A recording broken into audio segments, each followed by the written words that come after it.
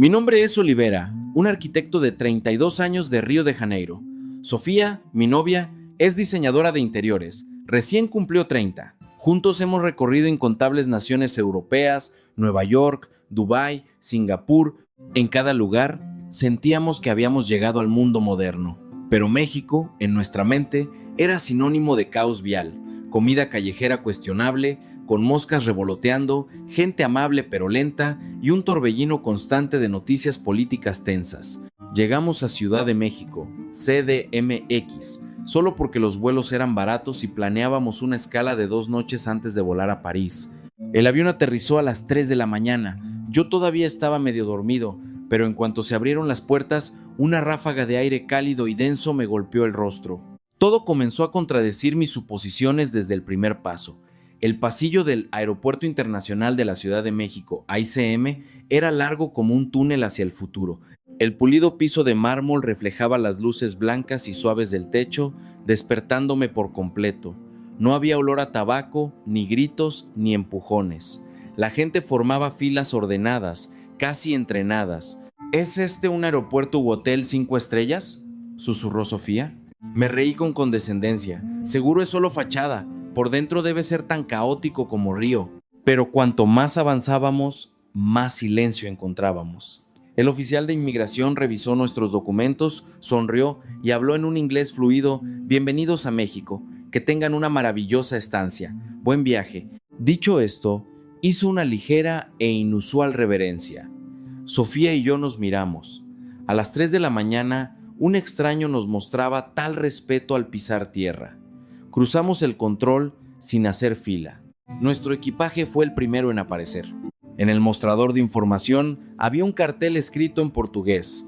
Bienvenidos brasileños. Si necesitan asistencia, por favor llamen a cualquier hora.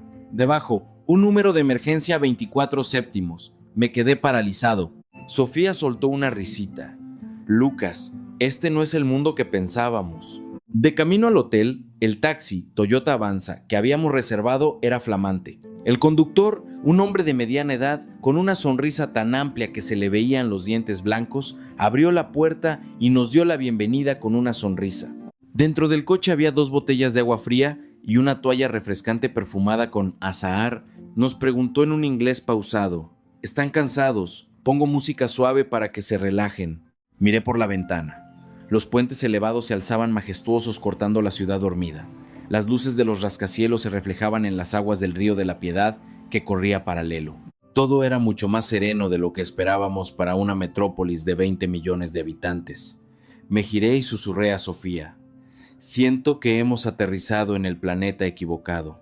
Ella sonrió y me apretó la mano. O quizás este es el planeta que necesitábamos encontrar. Esa noche me dormí con una sensación extraña, como si acabara de entrar en un mundo nuevo, donde todo parecía familiar pero operaba bajo reglas que no entendíamos. Aún no sabía que en pocos días este planeta cambiaría mi vida para siempre.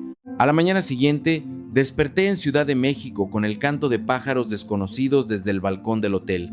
Sofía seguía durmiendo, con los ojos cerrados. Fui a correr las cortinas, la luz dorada inundó la habitación. Mirando hacia abajo, la avenida Reforma ya comenzaba a agitarse. Una serpiente de metal se formaba con los coches que avanzaban lentamente. ¡Ay, Dios mío!, exclamé.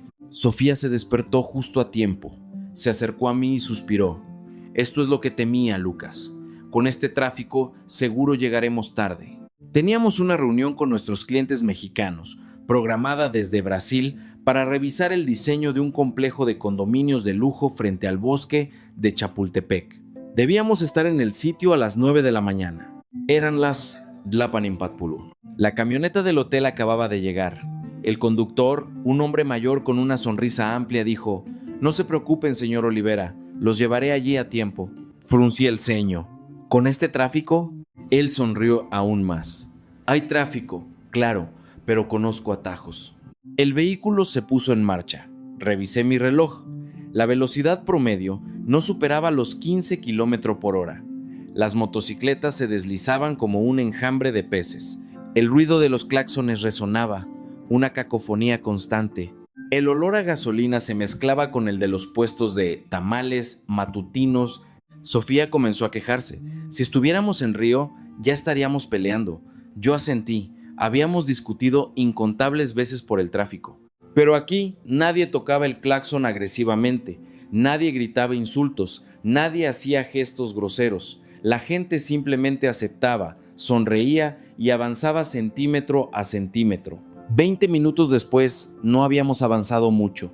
Empecé a ponerme nervioso. Nuestros clientes se enfadarían. Sin embargo, el conductor puso música suave y se giró. Señor Olivera, escucha y relájese. Una vez llevé a un cliente francés que me dijo que el tráfico de la ciudad le había enseñado el significado de la palabra despacio por primera vez en su vida. No pude reírme, pero tampoco pude evitar esbozar una sonrisa. Entonces, sucedió lo que me dejó estupefacto.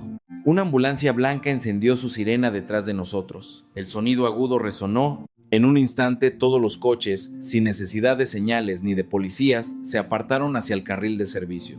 «Nuestra camioneta también», dijo el conductor, guiñando el ojo para ceder el paso a la ambulancia. En menos de 10 segundos, la ambulancia pasó como una exhalación por un carril despejado. Me quedé boquiabierto. Sofía se giró hacia mí, con los ojos muy abiertos. «¿Ves, Lucas? Las calles están congestionadas, pero los corazones no lo están». Llegamos al sitio de construcción a las 9:15. El señor Tlaloc, dueño del proyecto, nos esperaba frente al cartel. En lugar de enfado, juntó las manos, hizo una ligera inclinación y sonrió ampliamente. «¿Cómo les va, señor Olivera?» «No se preocupen por la hora, el tráfico es comprensible». Nos ofreció 2 vasos de café de olla helado. Di un sorbo a esa bebida dulce y especiada, mirando el tráfico que seguía fluyendo lentamente a lo lejos, y sentí como una bofetada de gentileza. Ciudad de México tiene tráfico, sí, pero el corazón de su gente es más amplio que el cielo. Me giré para susurrarle a Sofía: si Río tuviera la mitad de esto, valdría mucho más la pena vivir allí. Ella asintió y sonrió por primera vez en el día. Quizás tenemos que aprender mucho más de este planeta de lo que pensábamos, Lucas. Esa tarde almorzamos en un restaurante frente al lago. Tlaloc nos invitó a comer unos auténticos tacos al pastor. Mientras comíamos, Sofía revisó su teléfono y su rostro palideció. «Lucas, nuestros boletos a París para mañana fueron cancelados». Tomé el teléfono. La aerolínea había notificado un problema de sobreventa, ofreciendo un aplazamiento de 10 días o reembolso total. Mi garganta se secó. «Está bien, reembolso y compremos nuevos». Pero al abrir la aplicación de reservas, el precio del nuevo boleto se había triplicado. Un pasaje de negocios de CDMX a París, cerca del Día de Muertos, era prohibitivo. Tlaloc, sentado a nuestro lado, se rió suavemente. «No hay problema, señor Olivera. Esto sucede a menudo en temporada festiva. Los mexicanos son demasiado hospitalarios», murmuré. «Prueben quedarse aquí un tiempo. Tengo un apartamento vacío en mi proyecto que pueden usar, cortesía de la casa, como mis invitados». Sofía y yo nos miramos, luchando contra la alarma interna que nos gritaba que no nos quedáramos mucho tiempo o nos aburriríamos. Pero nuestro dinero restante no alcanzaba para comprar nuevos billetes de inmediato. Aceptamos. Esa tarde nos mudamos al apartamento de lujo frente al lago, aún en construcción, el apartamento modelo en el piso 38. La vista panorámica del bosque al atardecer teñía el agua de naranja y oro. Sofía se cruzó de brazos. «Estamos varados en este planeta, amor». La abracé, sintiendo una excitación desconocida, como un niño perdido en un parque de atracciones al que le acaban de quitar el boleto de regreso. Esa noche, abrí un correo electrónico de nuestro socio en Río con el asunto Proyecto Plaza Grande de Río. El cliente había cancelado el contrato. El proyecto de condominios de lujo en el que habíamos trabajado casi 2 años. El cliente decía que el diseño era demasiado rígido, carente de alma. Nos dejaron con una deuda enorme. Sofía leyó y permaneció en silencio por mucho tiempo. «Lucas, estamos arruinados». Arrojé el teléfono al sofá y me tomé la cabeza. Este proyecto era nuestra reputación. Si fracasaba, tendríamos que cerrar el estudio. Para colmo, Sofía y yo llevábamos 1 año discutiendo por este proyecto. Nuestra relación estaba fracturada. Salí al balcón. La brisa fresca del lago acariciaba mi rostro con un tenue aroma a jazmín. A lo lejos se escuchaba música de una barca que pasaba por el canal. Las luces del castillo de Chapultepec se reflejaban titilando sobre el agua. Respiré hondo y me dije: quizás estar varados aquí no sea tan malo. Sofía salió y se sentó a mi lado. Solo me apretó la mano. El cielo nocturno de la CDMX estaba lleno de estrellas, esas que nunca veíamos en Río por la contaminación y el caos. Aún no sabía que en pocos días este planeta nos lanzaría la lección más dura de nuestras vidas y que encontraríamos la respuesta que habíamos estado buscando durante tanto tiempo. El primer día de nuestra estancia forzada, decidimos pasear por un mercado nocturno cercano. Tlaloc había dicho: si quieren entender de verdad la Ciudad de México, deben probar la comida callejera al menos una vez. Salimos del apartamento a las 8 de la tarde. La calle estaba llena de puestos coloridos, luces de neón parpadeando, olores intensos flotando en el aire, humo de sartenes de hierro mezclándose con el chisporroteo del aceite hirviendo. Sofía se detuvo de golpe. «Lucas, este es el mercado de comida callejera que temía, no se ve muy limpio», señaló un puesto de tacos de carnitas, donde unas cuantas moscas revoloteaban cerca de una mancha de grasa. El vendedor vestía una camiseta vieja, sus manos estaban sucias. Admití que yo sentía lo mismo. En Río siempre evitábamos la comida callejera después de intoxicarnos 2 veces. ¿Comemos tacos de canasta al menos?, pregunté. Sofía negó con la cabeza. Mejor volvemos y comemos en una tienda de conveniencia. Pero justo en ese momento, una niña de unos 10 años se acercó directamente a nosotros, vestía un uniforme escolar blanco impecable y sostenía una bolsa humeante de tacos de carnitas. «Señores extranjeros, prueben los tacos de mi mamá. Son los mejores de toda la colonia». Extendió la bolsa, sonriendo hasta que sus ojos se cerraron. Miré a la madre parada detrás del puesto. La mujer de mediana edad sonrió tímidamente y juntó las manos en señal de saludo. Mi resistencia se ablandó. Le di a la niña 500 pesos. Ella tomó el dinero y corrió a decirle a su madre: «Mamá, ya vendimos uno». Nos sentamos en una pequeña mesa de plástico al borde de la acera. Abrí la bolsa. El olor a carne dorada era embriagador. Las piezas de carnitas eran redondas y perfectas. El aroma a cilantro y cebolla frescos era exquisito. Sofía probó el primer bocado y sus ojos se abrieron de par en par. «Lucas, esto es más delicioso que los restaurantes Michelin en Río». Probé el siguiente. La mezcla perfecta de salado, ácido y grasoso era tan sublime que dejé escapar un sonido de puro placer. El ligero picante del chile que la niña había añadido era el toque final. Devoramos la bolsa sin decir palabra en 5 minutos. Mientras tanto, la madre de la niña vino a recoger los platos. Habló con acento, luchando con el inglés. «Mi hija tiene leucemia. Vendo tacos para pagar su tratamiento». Se inclinó y nos dio las gracias de nuevo, con las manos juntas. Las lágrimas asomaron a mis ojos. La niña, con su sonrisa y su voz de antes, se acercó. Tomó una pastilla que supongo era medicina. Se la dio a su madre y luego se giró para sonreírnos como si nada hubiera pasado. Sofía rompió a llorar incontrolablemente. Agarró su cartera y le dio a la madre un billete de 10,000 pesos. «Tómelo para el tratamiento de su hija». La madre juntó las manos, casi arrodillándose. Yo me levanté y abracé suavemente a la mujer. Ella me abrazó de vuelta y susurró en mi oído en inglés: «Gracias, hermano mayor. Hoy hiciste sonreír a mi madre». Esa noche caminamos de vuelta al apartamento sin decir nada.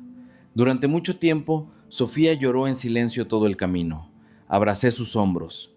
La comida callejera que habíamos despreciado tenía el sabor de la esperanza, la perseverancia y el amor de 2 madres e hijas. Me giré hacia Sofía. Si en nuestro Río tuviéramos este sabor, nunca habríamos temido tanto a la pobreza. Ella asintió y sonrió entre lágrimas. «Este planeta me está haciendo querer explorarlo mucho más, Lucas».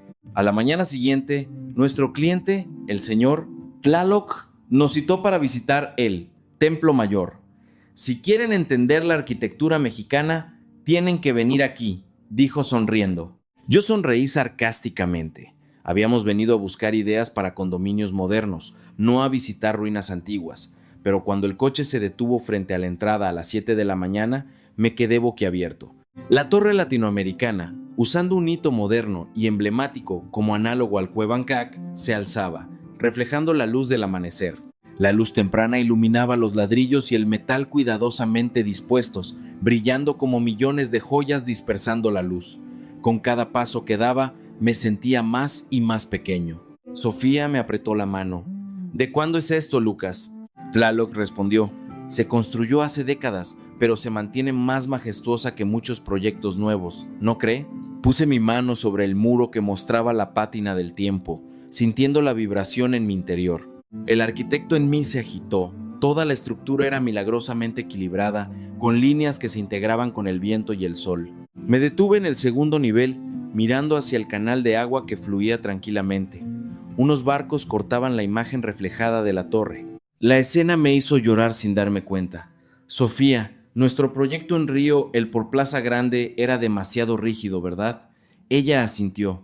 Carecía de alma. Tlaloc nos guió por un lado mostrándonos las reparaciones recientes y las grietas. Esta estructura ha sido golpeada por la historia, por terremotos, pero los mexicanos nunca se rinden. Reparamos cada ladrillo, cada detalle, porque creemos que la verdadera belleza no es construir algo perfecto de nuevo, sino preservar la vida de las cosas antiguas para que las generaciones futuras las admiren. Esas palabras fueron como una flecha en mi corazón. Nuestro proyecto en Río, rígido y sin alma, aquí una estructura de décadas poseía más vida que cualquier edificio de vidrio y acero que yo hubiera erigido. Me quité los zapatos y entré al vestíbulo principal, el suelo de mármol frío bajo mis pies, el tenue aroma a incienso y jazmín flotando en el aire.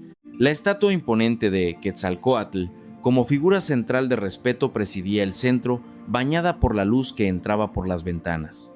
Me arrodillé sin saber por qué, no por religión, sino porque sentía una energía más grande que yo mismo.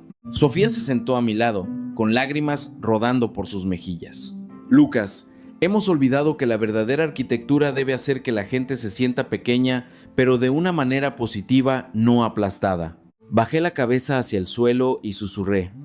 Es la primera vez en mi vida que siento culpa por mi profesión. Construí edificios toda mi vida para que la gente pensara que soy bueno. Pero aquí, el edificio me está construyendo a mí, para mostrarme lo pequeño que soy. El señor Tlaloc sonrió desde atrás. Bienvenido a México, señor Olivera. Este no es solo un país, es el maestro más severo y bondadoso del mundo. Me levanté y abracé a Sofía con fuerza, mirando una vez más la torre latinoamericana bañada en dorado. El templo mayor no era solo una estructura, era la respuesta que había buscado durante 2 años. La respuesta que estaba a punto de salvar mi carrera y nuestra relación. Pero aún no sabía que la lección más dura me esperaba en la obra. Al día siguiente, Tlaloc nos llevó al sitio real de construcción de los condominios frente a Chapultepec. Todo el equipo de construcción era mexicano. Vi a los albañiles tomando un descanso, bebiendo por agua fresca por bajo una lona a las 9 de la mañana. Algunos reían, otros rezaban en un pequeño altar a la Santa Muerte en una esquina del sitio. Me reí para mis adentros. Los mexicanos trabajan lento. Mira, Lucas, apenas son las 10 de la mañana y ya están descansando, susurró Sofía. Si fuera Río ya estaríamos en el 4º piso. Tlaloc escuchó y sonrió. Sí, los mexicanos somos lentos, ¿verdad? Pero espere a las 3 de la tarde y luego juzgue. Al mediodía, comimos nuestras loncheras por juntos bajo la sombra. Todos los obreros juntaron las manos antes de comer. Hablaban en voz baja, nadie gritaba órdenes. Empecé a impacientarme. ¿Cuándo terminaremos así? El jefe de cuadrilla, don Chuy, un capataz de unos 60 años con una sonrisa amplia, se rió. Claro que terminaremos, señor Olivera, pero no tenemos prisa. Cuando hay prisa, el edificio no tiene alma. Sofía y yo nos miramos. ¿Qué significaba eso?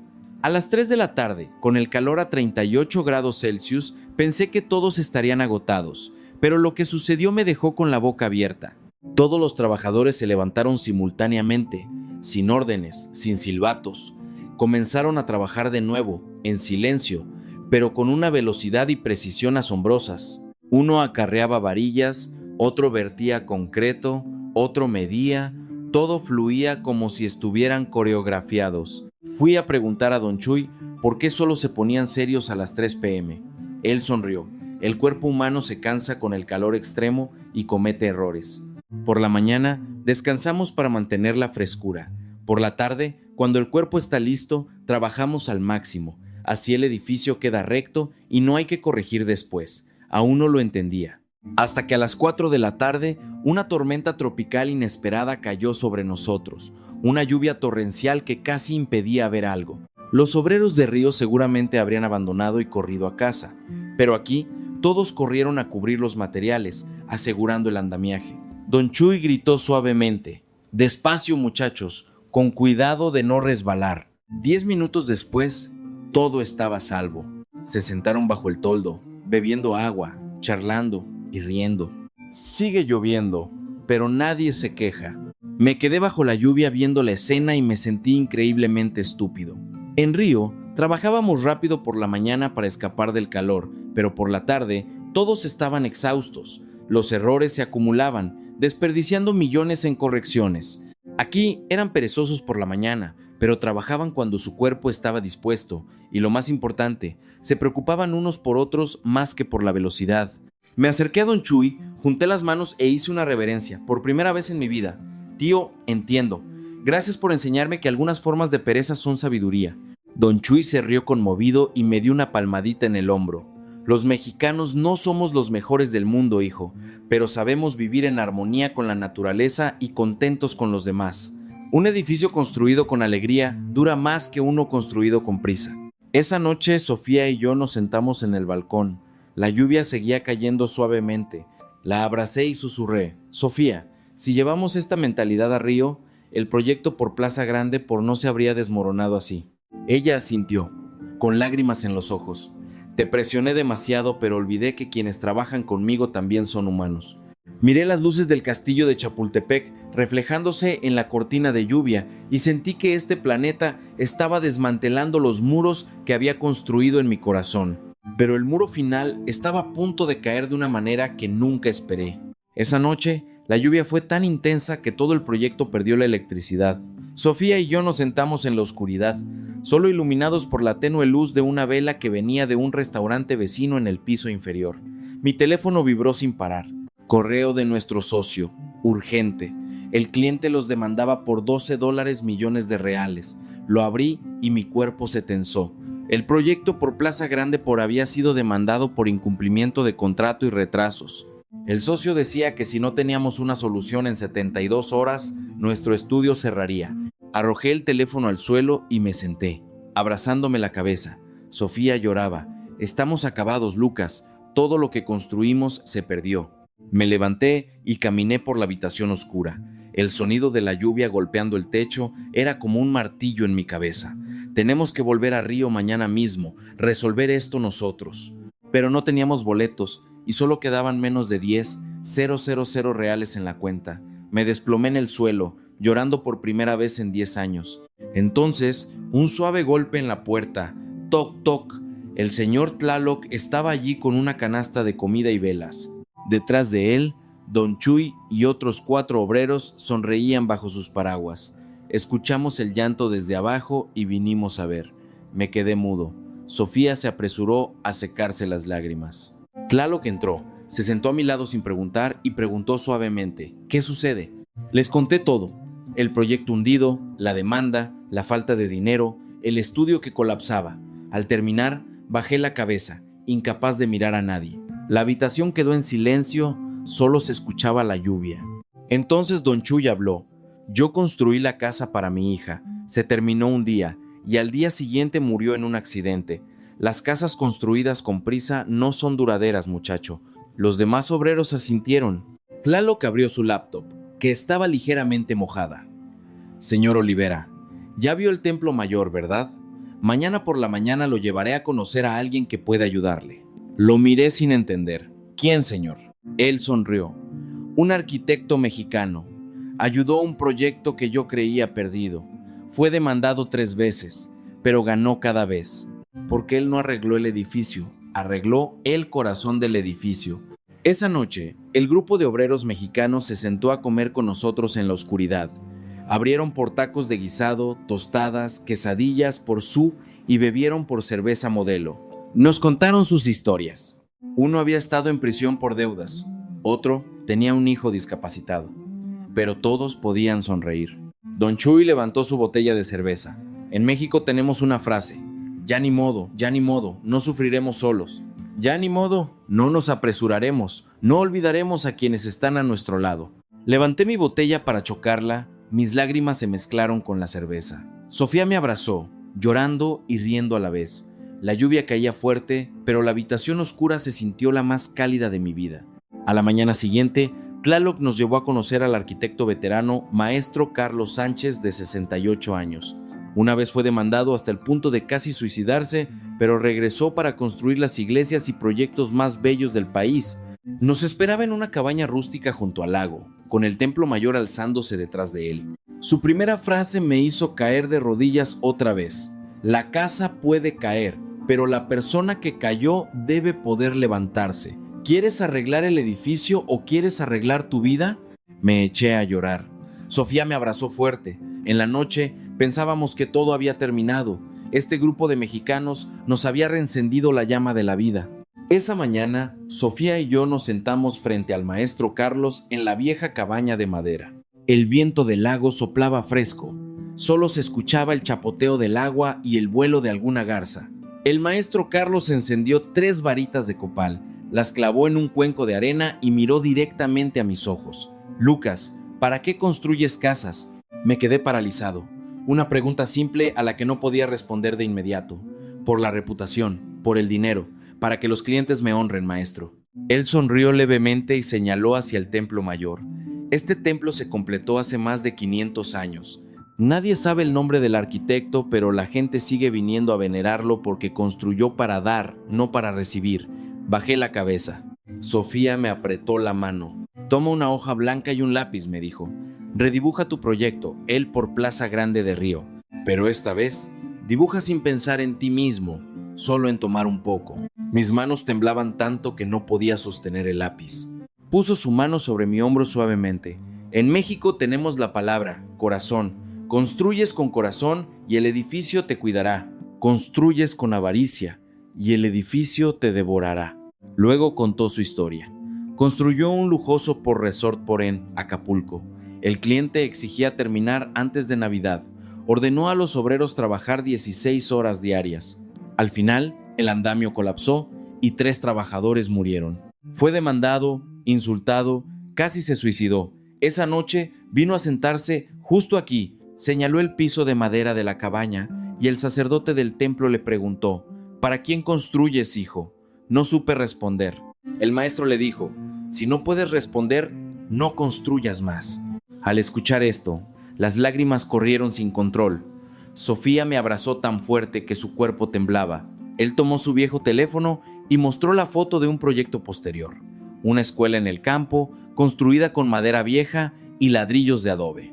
Los niños corrían y reían a carcajadas. Ese proyecto no tenía premios ni patrocinadores, pero cada año 40 niños podían ir a la escuela. Ese es el edificio del que estoy más orgulloso.